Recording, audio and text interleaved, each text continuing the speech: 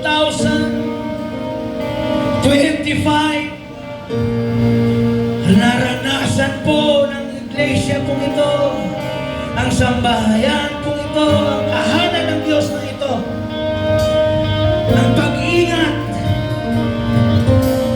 ang pagpapalago, at pag-akay ng mga tao sa iyong panan, Panginoon.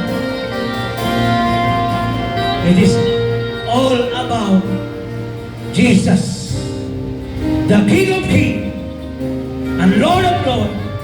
He is the same yesterday, today, and tomorrow.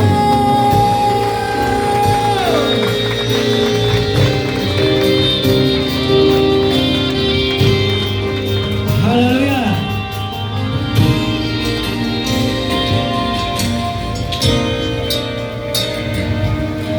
Salamat po Diyos sa iyong napakasaganang presensya mo sa hapon pong ito.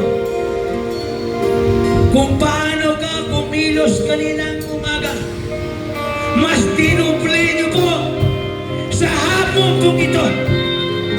Kaya yung mga puso ngayong hapon na handang tumanggap ng fresh revelation ng inyong pong mga salita. Hallelujah! Lord, dalangin po namin na ang mga salita mo ngayong hapon ay magsilbing itong maging salita mo na tumimo sa bawat puso upang sa